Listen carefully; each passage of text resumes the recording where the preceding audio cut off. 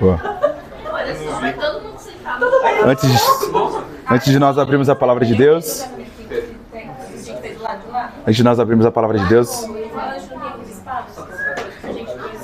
Dá um gritão aí. Amém. Senhor Jesus, eu te agradeço por esse domingo, te agradeço, Pai, porque o Senhor está aqui no nosso meio hoje. Te agradeço, Jesus, por tudo que o Senhor tem feito. Jesus, nós agora abriremos a sua palavra, falaremos sobre a sua verdade, sobre o seu amor, sobre a sua justiça, sobre a sua vontade. Jesus, nós te agradecemos porque sabemos que tudo o que leremos aqui será não para a nossa glória, mas para a tua glória. E são verdades eternas que carregaremos no nosso coração para a eternidade. Te agradecemos, Pai. E que eu não venha falar nada da minha boca, nem de achismos nenhum, mas que tudo que saia da minha boca seja, Pai, a sua palavra, o seu amor, a sua justiça e a sua verdade, Jesus. É isso que nós te pedimos, em nome de Jesus. Amém. Bom, na semana passada, bloqueou aqui, Vitória? Vitória? Bloqueou aqui. Ó, na semana passada nós falamos sobre Eclesiastes capítulo 1, correto?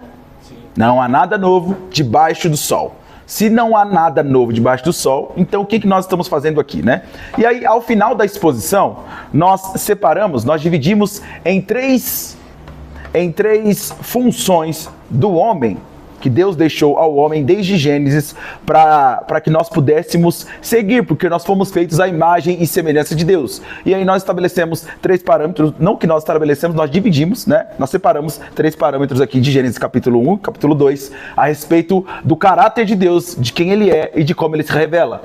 E nós separamos 3 coisas: Criador, contempla e descansa. Então Deus cria, contempla e descansa em Gênesis capítulo 1 e 2, correto?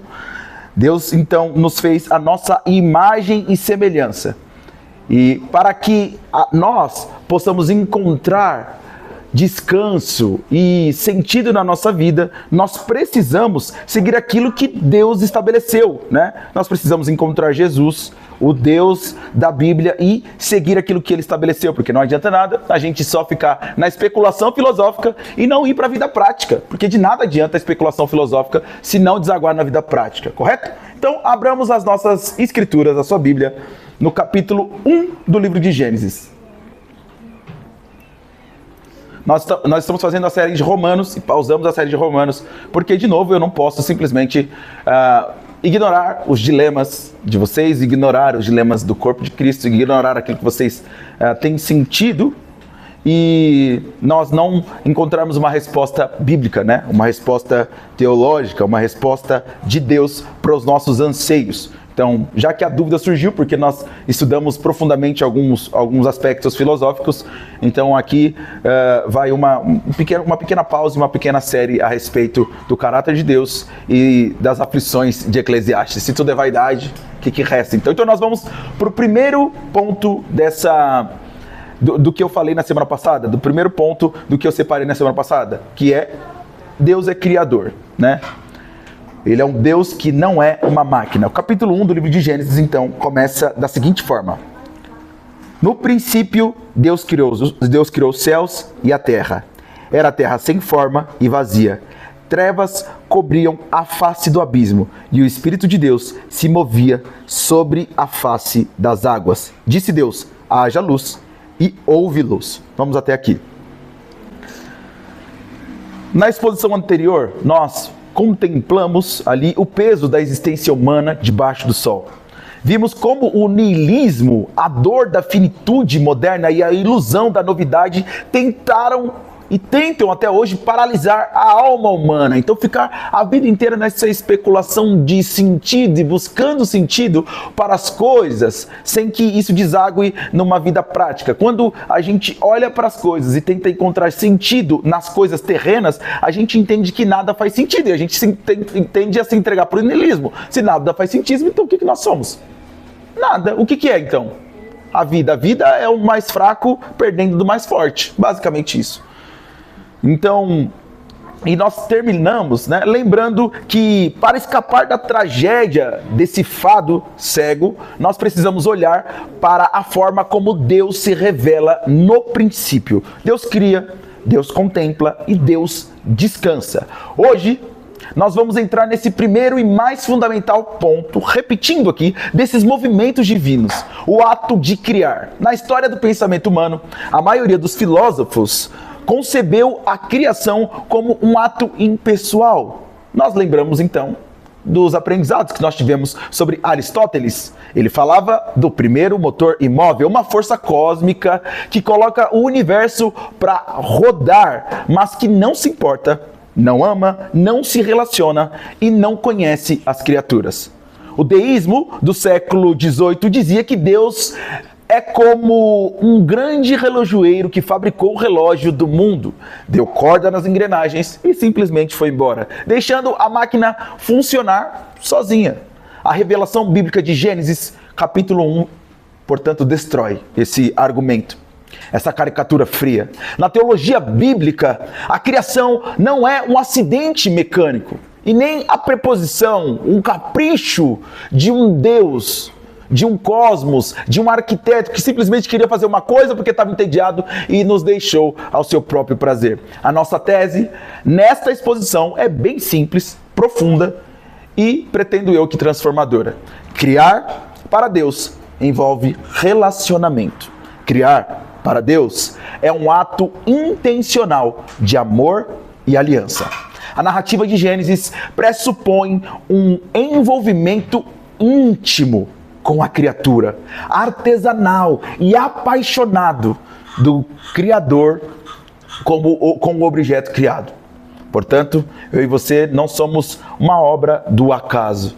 Portanto, ao Deus nos criar, Ele não só nos cria, como se relaciona com essa criação. E é exatamente esse amor que define a diferença entre o homem receber algo jogado de qualquer jeito e ser chamado com dignidade para trabalhar naquilo que o Pai preparou.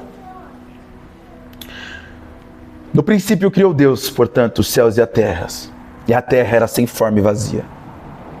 E havia trevas sobre a face do abismo, e o Espírito de Deus se movia sobre a face das águas. Eu estou retornando para esse texto porque nós vamos olhar carinhosamente e cuidadosamente a gramática do texto. Aqui, portanto. No princípio criou Deus, o versículo 1, ele começa justamente com uma preposição muito interessante. Bereshit bara Elohim. O verbo hebraico aqui utilizado é bara. Nas escrituras, eu estou te falando isso porque vai fazer sentido, ok? Não estou falando isso só para você saber que nós estamos estudando hebraico aqui, não existe nenhum sentido em só ficar falando palavras hebraicas soltas, mas existe um sentido no texto aqui, ok? Para que fique claro. Nas escrituras, em hebraico, o verbo bara possui uma particularidade gramatical muito interessante, fascinante até eu diria. Deus é sempre exclusivamente o seu sujeito. O único que bara é Deus. O ser humano nunca é sujeito do verbo bara. O homem pode modelar, yatsá. O homem pode construir, baná. O homem pode fazer, asá.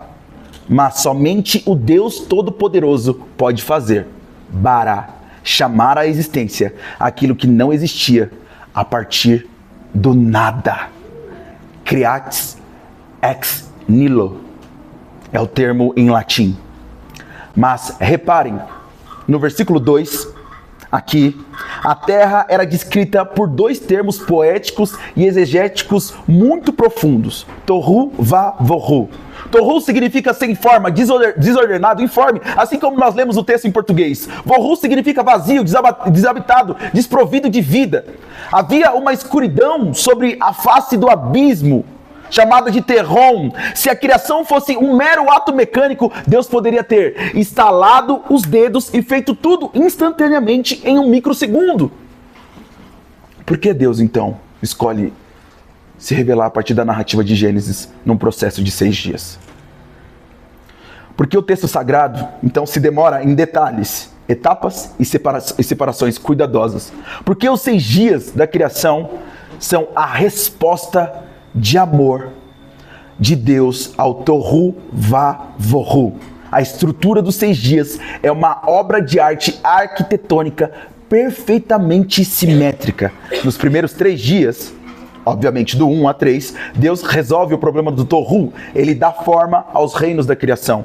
Nos 3 dias seguintes, do 4 ao 6, Deus resolve o problema do Vohu. Ele preenche esses reinos com habitantes. E o versículo 2 nos dá a chave de todo esse capítulo. E o Espírito de Deus se movia sobre o quê? Sobre a face das águas. O verbo em hebraico, aqui traduzido como se movia, é merashet. É o mesmo verbo usado em Deuteronômio 32:11 para descrever a águia que paira carinhosamente sobre os seus filhotes no ninho, cuidando deles, protegendo-os e aquecendo-os com suas asas. Antes mesmo de pronunciar a primeira palavra criadora, o Espírito de Deus já estava pairando sobre a face das águas, já estava beijando a face das águas. E o caos, com afeto maternal e cuidador de um Deus que é extremamente protetor, amoroso e relacional. A criação nasce sob essa sombra, sob a sombra do carinho e do amor de Deus. Nós vamos percorrer com rigor aqui os dias, mas sem nos demorarmos muito, para que você entenda e para que você possa visitar esse material depois. No primeiro dia de Gênesis capítulo 1, de 3 a 5, Deus diz: haja luz. Deus não cria a luz com esforço físico, Ele cria pela sua palavra, Dabar, pelo seu mandamento supremo, soberano. Deus separa a luz das trevas, dando forma ao tempo, o dia e a noite. No dia 4, Gênesis capítulo 1, de 14 a 19, Deus volta a esse primeiro ambiente e o preenche. Ele faz os luminares, o sol para governar o dia, a lua para governar a noite e as estrelas. Reparem nesse detalhe aqui, contracultural para o Antigo Oriente da época. No Antigo Oriente, os povos vizinhos, os egípcios e os babilônicos, eles adoravam ao Deus Sol. Vocês se lembram qual que é o nome do Deus Sol? Ah, perfeito, vocês estão craque. E a lua, sim, como divindades temíveis. Moisés, guiado pelo Espírito Santo, desmistifica então esses astros, né? Eles não são deuses, o sol não é um deus, a lua não é um deus, eles são apenas lâmpadas que o nosso Pai pendurou no teto do universo para iluminar a nossa casa e marcar as estações litúrgicas e agrícolas. No dia 2, Gênesis capítulo 1, do versículo 6 ao 8, Deus cria o firmamento, separando as águas de cima das águas de baixo. Ele estabelece o espaço do céu e o espaço dos mares. Ele prepara o ar que respiramos e as profundezas dos oceanos. Inclusive, tem um detalhe muito interessante, que nós conhecemos mais sobre o espaço, assim dizem os cientistas, né? Mas nós conhecemos mais sobre o espaço do que sobre o fundo das águas. Isso é uma loucura, né? A gente consegue observar mais o espaço do que o fundo do nosso próprio planeta, do nosso próprio oceano. No dia 5, Gênesis capítulo 1, de 20 a 23, Deus preenche esses dois ambientes. Ele ordena que as águas produzam cardumes de seres vivos e que as aves voem no firmamento dos céus. E aqui, no versículo 22, aparece a primeira bênção registrada na história do cosmos. Então Deus os abençoou, dizendo: sejam férteis e multipliquem-se, encham as águas dos mares. Deus não apenas fabrica peixes e pássaros, Ele derrama a sua bênção e o seu prazer sobre a vitalidade da sua própria criação. No dia 3, Gênesis capítulo 1, do versículo 9 ao versículo 13, Deus ajunta as águas debaixo do céu e faz aparecer a terra seca. E ele ordena que a terra produza a vegetação que nós conhecemos, ervas que deem sementes e árvores frutíferas.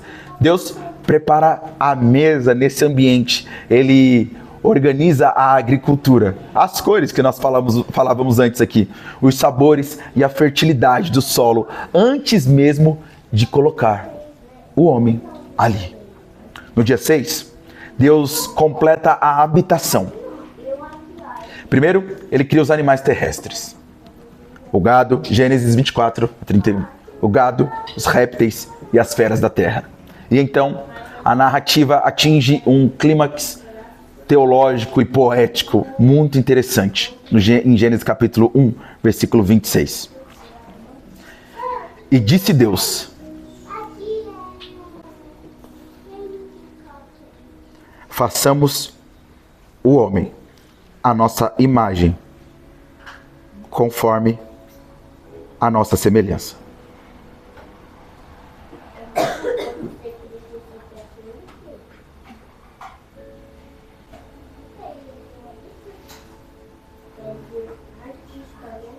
Vocês conseguem perceber a mudança radical na dinâmica do texto? Até aqui, no versículo 25. Até o versículo 25, a fórmula divina era imperativa. E até para alguns olhares mais críticos e impessoal. Haja luz, ajuntem-se as águas, produza a terra relva. Mas quando ele chega no homem, o texto para. O ritmo desacelera da narrativa. Deus não diz: produza a terra o homem. Deus convoca o conselho eterno. Façamos nós, o homem, a nossa imagem e semelhança. Aqui a tradição reformada, desde João Calvino até Hermann Bavinck, que sempre contemplou o mistério da Santa Trindade em comunhão intratrinitária. Ad intra. O Pai, o Filho e o Espírito Santo dialogando em amor antes de formarem a coroa da criação. O homem não é fruto de um acidente evolutivo cego. O homem é o resultado de uma deliberação amorosa da divindade. E qual é então a sua identidade, a minha identidade, a nossa identidade? O texto diz: Selem, a nossa imagem, conforme a nossa semelhança, Demot. No mundo antigo, quando o imperador conquistava um vasto território, ele colocava estátuas e imagens suas espalhadas por todas as províncias, para que todos soubessem quem governa aquele lugar com justiça e soberania. Quando Deus cria o homem e a mulher, ele não constrói estátuas de pedra. Ele coloca você e eu.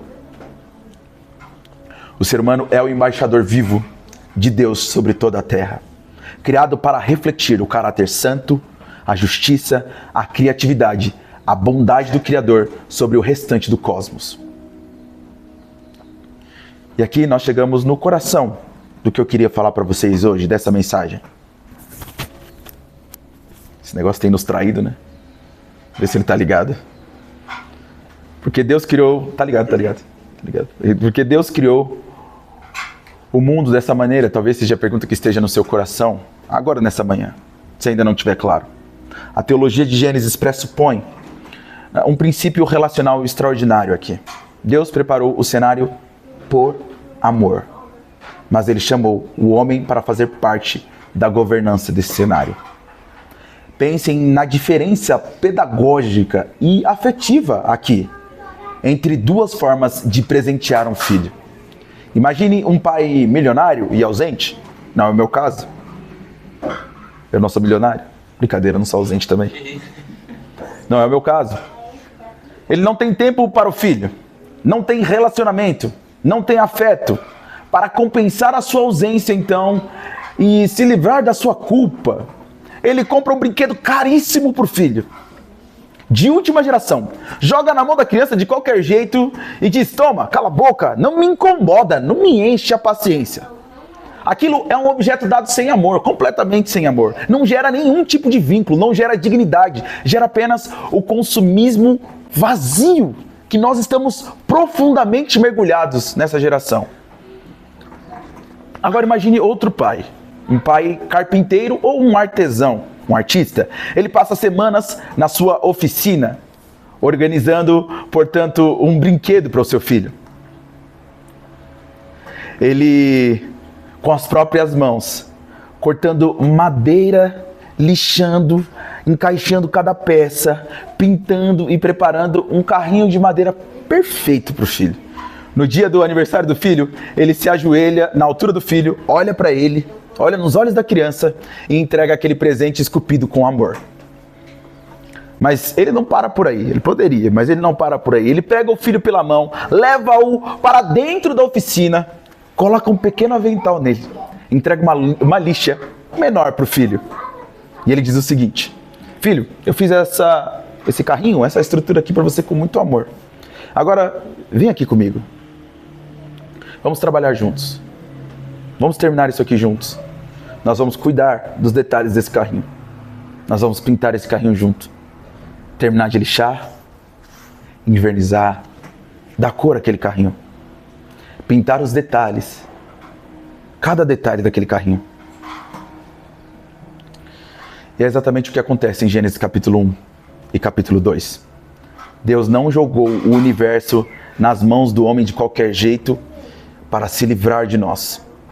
Ele gastou 6 dias estruturando a casa com sabedoria, luz, água, alimento, cores e beleza.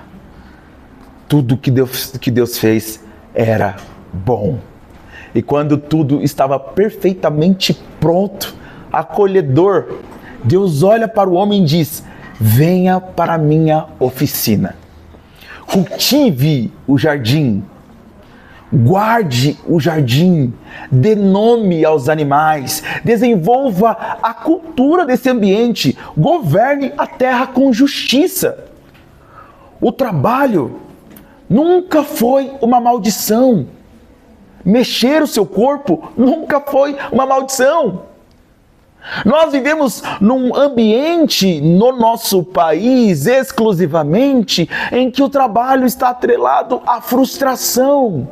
Por que o trabalho está atrelado à frustração neste momento do país?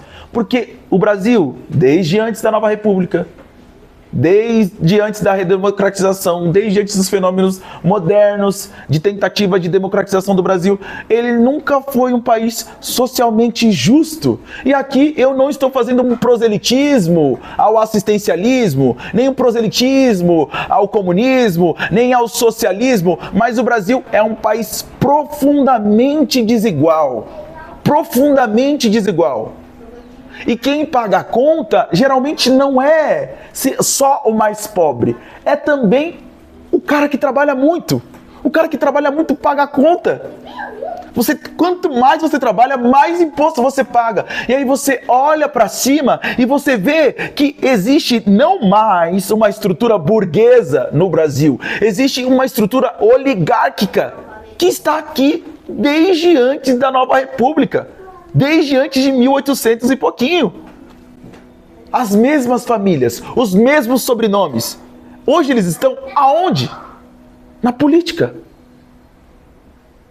Na política. Quando você vê aqueles senadores de certos lugares do país que servem apenas como currais eleitorais, que você nem sabe por que aquele cara tem tanto poder e ele é o presidente do Senado ou da Câmara dos Deputados, e aí você olha o sobrenome desse cara, você sabe que a família dele está no poder há 5 gerações, 6 gerações, 7 gerações, 8 gerações. É isso. É isso. E aí você atrela o trabalho, que deveria ser algo, e é algo, do caráter de Deus, como algo enfadonho. E aí a sua vida, ela vai sendo pautada por frustração apenas. Você olha para o trabalho e fala assim: por que eu estou trabalhando se eu só pago imposto e eu não vejo resultado nenhum do meu imposto na minha vida? Eu vou tentar comprar no mercado, tá tudo caro. Um carro eu pago 200% de imposto, não é 50%, é 200%. Porque se metade de um carro é imposto, então não é 50%. É imposto sobre o imposto. Porque você ainda tem o IPVA e os outros documentos que você precisa tirar, absurdos, que só existem aqui no Brasil. Nós somos o país que mais bate recordes de arrecadação de impostos. E você, cidadão comum, de classe média, aqui, que todos aqui são de classe média, paga a conta sempre. Aí você olha para o trabalho e fala, não existe nenhum sentido nesse trabalho. Você olha para o seu próprio corpo e você fala, não existe sentido nenhum em eu trabalhar para que o meu corpo seja melhor. Para quê? Olha só, tá tudo na minha volta é frustração. Tudo é uma tristeza. Tudo está perdido. O trabalho antes da queda é a maior prova de amor e confiança que um pai poderia dar aos seus filhos. Ele cria o mundo, se envolve com a criação. Olha para mim e para você e fala, filho, toma aqui a chave do planeta, cuida para mim. Trabalhe, cuide para mim. Deus ama tanto o homem, cada um de nós, que ele não quis que fôssemos meros espectadores passivos da criação. Ele nos chamou para sermos cooperadores, colaboradores, parceiros na administração da sua obra. O ato de criar em Deus gera uma vocação de amor para o ser humano. Quanto mais nós conhecemos a Deus, ou o inverso também é possível, quanto mais nos conhecemos, mais conhecemos a Deus. Quanto mais conhecemos a Deus, mais nos conhecemos. Quando compreendemos que o atributo de Deus de criar é extremamente relacional, isso transforma completamente a nossa vida e deve transformar as nossas afeições e deve transformar aquilo que a gente entende como verdade. O nosso dia a dia deve ser transformado por essa verdade. A nossa vida diária em meio a esse caos dessa nação que está desesperadamente precisando de uma coisa nova e de uma igreja realmente pujante e que faça a diferença. Quando nós então entendemos essa realidade nos transforma. A primeira transformação que ela provoca é que a cultura caída do homem nos ensina a odiar o trabalho. A sociedade trabalha apenas para ter dinheiro e para consumir no final de semana. Mas quando você entende Gênesis capítulo 1, você percebe que todo trabalho honesto é um reflexo do Deus Criador. O arquiteto que projeta reflete o Deus que desenhou o cosmos inteiro. O gari e a dona de casa que limpam refletem o Deus que tirou o mundo do torru, do caos e trouxe ordem. O médico e a enfermeira que cuidam refletem o Deus que preserva a vida. O professor que ensina reflete o Deus que ilumina as trevas com conhecimento. O seu trabalho não é um fardo, é o seu sacerdócio na oficina do Pai. A segunda coisa que nós entendemos, se Deus é um criador ativo que trabalha por amor, viver na preguiça, no ostracismo, na estagnação, é trair a própria essência do Imago Dei, que está gravado em nós. Mesmo em um Brasil financeiramente quebrado, o cristão não se entrega ao desespero. Ele acorda, arregaça as mangas, estuda, produz, serve e cria valor para o próximo, porque o seu Pai trabalha até agora. João capítulo 5, versículo 17. E a terceira coisa que nós entendemos, e nós já estamos chegando ao final, Deus teve o cuidado milimétrico de preparar a luz, a terra, o ar, o alimento antes mesmo de criar o homem. Por que você vive então, meu amigo, preocupado, desesperado, ansioso com o dia de amanhã? Deus usou exatamente esse argumento no Sermão do Monte, você se lembra? Olhai para as aves do céu, olhai para os lírios do campo, não valeis vós muito mais do que eles? Essa é a pergunta de Deus. O Deus que orquestrou os 6 dias da criação é o Deus que cuida dos detalhes da sua vida diária, que se envolve diariamente contigo. E para compreendermos a profundidade desse amor, eu quero encerrar com uma reflexão que nos convida a entender essa relação. Olhamos então para uma história comovente que aconteceu em uma pequena cidade da Europa no início do século passado. Vivia naquela cidade um mestre relojoeiro chamado Anton. Ele era famoso por construir relógios mecânicos monumentais para catedrais e torres públicas. Esses relógios que a gente vê bonito pela Europa, a gente tem um aqui também, né? Anton tinha um filho único chamado Thomas, a quem ele amava mais do que a sua própria vida. Desde pequeno, Anton colocava Thomas sentado na bancada da oficina, ensinando-lhe pacientemente o segredo das engrenagens. Se você sabe como um relógio analógico funciona, você sabe que existem muitas engrenagens ali, né? O equilíbrio dos pêndulos e o valor da precisão, tudo isso era ensinado para Thomas. O sonho de Anton era construir uma grande obra-prima junto com o filho. Mas quando Thomas completou 18 anos, ele foi seduzido pelas promessas de riqueza rápida da capital. Ele brigou com o pai e disse, o trabalho na oficina é muito monótono, pesado. E ele exigiu a sua parte do seu dinheiro lá nos negócios do pai e foi embora. Na cidade grande, Thomas mergulhou na vida desregrada. O dinheiro acabou rapidamente. Quando você não tem controle financeiro, o dinheiro acaba muito rápido. Os falsos amigos, então, desapareceram. E essa é a história das pessoas que vivem pelo dinheiro desde que o mundo é mundo. Ele caiu em dívidas, no vício, e terminou vivendo nas ruas como um indigente, trabalhando em empregos humilhantes apenas para não morrer de fome. As suas mãos, que haviam sido treinadas para a arte fina da relojoaria, agora estavam calejadas, sujas e trêmulas pelo desespero. Anos se passaram. Consumido pela vergonha, o nosso amigo Thomas desenvolve tuberculose. Ele olha para sua própria vida e diz, meu pai odiaria como eu tenho vivido a minha vida. Mas mesmo assim ele decide voltar para sua casa, para sua terra natal. Ele não esperava, assim como o filho pródigo, ser recebido como filho, mas apenas para pedir perdão antes dele morrer, já que aquela doença o estava matando. Uma noite de inverno rigoroso, arrastando os pés, tremendo de frio, e a tuberculose destrói o sistema respiratório, tal qual a pneumonia, só que muito pior do que a pneumonia. Então você imagina alguém caminhando pelas ruas da antiga Europa no início do século XX, num frio rigoroso. Thomas empurrou então a porta da oficina naquele dia, naquela noite. Para sua surpresa, a porta não estava trancada. Lá dentro, à luz fraca de uma lamparina, estava o velho Anton, seu pai, com os cabelos brancos, sentado diante da sua bancada de trabalho. Sobre a mesa central da oficina havia um relógio de parede monumental, o mais bonito que o Thomas já tinha visto. Feito de mogno nobre, com detalhes em ouro puro e engrenagens perfeitas de bronze. A coisa mais linda que alguém poderia ver. Mas o relógio estava inacabado. Faltava a colocação do pêndulo central e o polimento final na estrutura para dar aquele acabamento e ir então para o seu destino.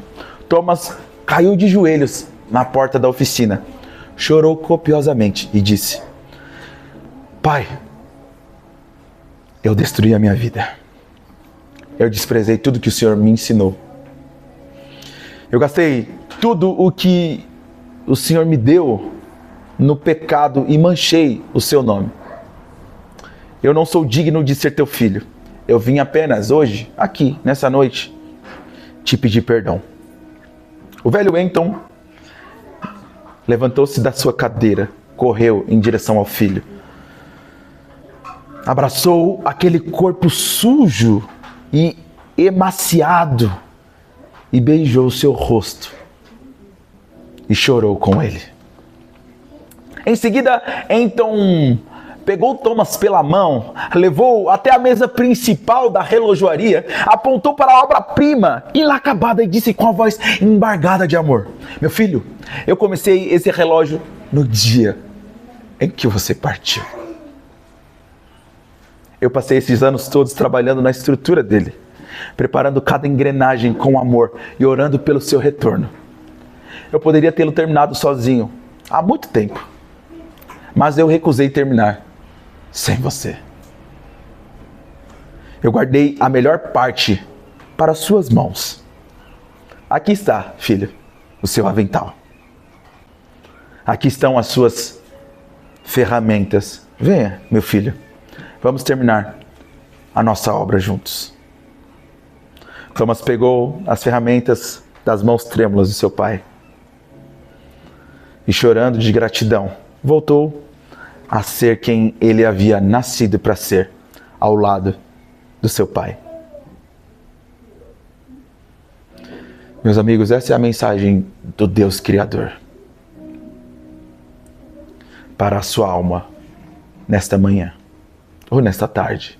Já nós pecamos contra o nosso Pai Celestial. Eu e você, nós fugimos da presença de Deus. Tentamos construir a vida por conta própria debaixo do sol e terminamos na miséria, no cansaço e no vazio do niilismo. Mas a cruz do Calvário, e essa é a novidade, a cruz do Calvário,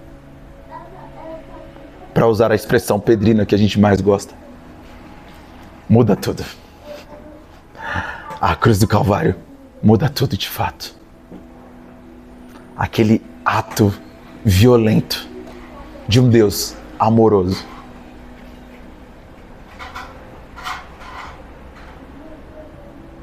A vontade de Deus na criação era criar o homem, fazer todas as coisas. Só que isso não estava atrelado a uma vontade humana de vencer as suas próprias coisas, a vontade de potência humana, a vontade de criar humana. Isso estava atrelado à natureza de Deus.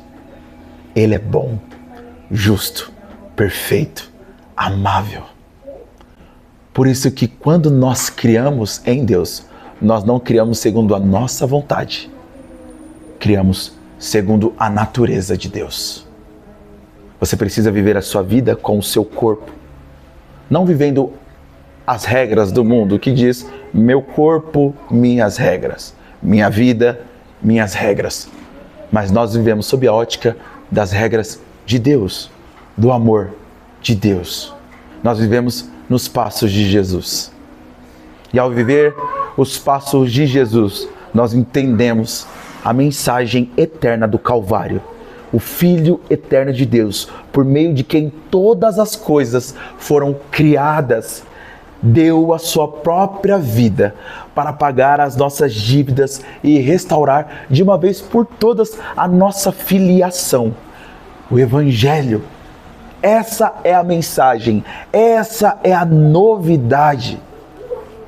O Evangelho é Deus, o Pai, abrindo as portas da oficina da nova criação para cada um de nós, restaurando a sua imagem em nós e dizendo, eu te perdoei. Aqui está o seu avental da graça, seja bem-vindo.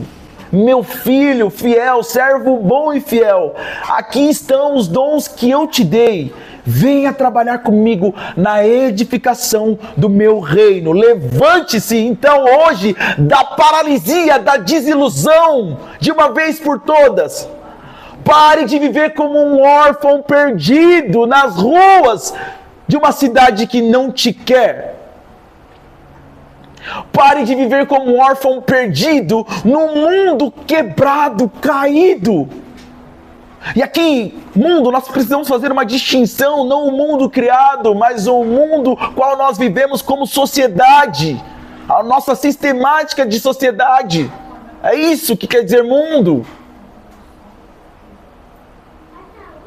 Pare de ficar tentando buscar a validação de outras pessoas. Pare de ficar tentando buscar validação de outras pessoas que não vivem sob a ótica do mesmo sistema que você vive. Você não foi chamado simplesmente para ser um espectador da graça de Deus. Isso já seria muito. Mas Ele te chamou como participante. Através das suas mãos, Ele cura a vida de outras pessoas através dos seus pés.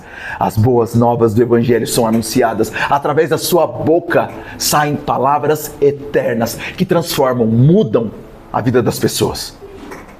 Através das suas lágrimas, Deus chora com os que choram. Através das nossas risadas e das nossas brincadeiras, que até passam do ponto às vezes, Deus se alegra com os que se alegram. Ele poderia fazer tudo isso sozinho, mas Ele decidiu, pela sua soberana vontade, através da sua natureza, que faria isso. Nos chamaríamos para participar.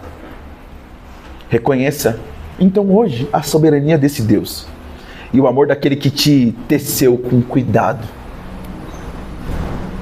que bloqueia a narrativa da criação para não dar uma ordem com a sua boca, mas colocar as mãos para criar cada detalhe seu. Para pensar onde ia a sua boca, o seu nariz, as suas pernas, as suas mãos. É o único momento da criação que Deus coloca as suas mãos e te chama. Ainda assim, depois de tudo isso, te chama para participar dessa maravilhosa, completa e perfeita obra de Deus. Esse Deus, Ele te chama para ser um instrumento de vida para outras pessoas, de trabalho, de reflexão e paz no meio desta geração. Você consegue entender? Que talvez você não consiga se conectar dessa forma com seus pais. Talvez você não vá conseguir convencer os seus pais das verdades que você enxerga. Mas o Senhor te chamou para esta geração, neste tempo. E nós, como mais velhos, ou a geração intermediária entre os mais velhos e os mais novos, fomos chamados ao ministério da reconciliação. O que nós deixaremos de legado para os nossos filhos? Essa é a minha pergunta. Quais verdades restarão para os nossos filhos? O Senhor te chama para proferir uma verdade que não foi inventada há 2000 anos atrás. É uma verdade eterna. Corra para os braços desse Pai Criador hoje. Ele está te aguardando com as portas abertas, esperando você. Entregue a sua vida a Jesus Cristo e comece a viver a plenitude da vocação para a qual você foi desenhado desde a fundação do mundo. Amém? Senhor Jesus, nós te agradecemos porque o Senhor é bom e o Senhor falou conosco hoje aqui nesta manhã. Nós te agradecemos porque a sua palavra é viva e ela se renova a cada manhã. Jesus, nós te agradecemos porque nós encontramos misericórdia em Ti, amor em Ti, paz em Ti, vida em Ti, Jesus. Nós te agradecemos, Pai.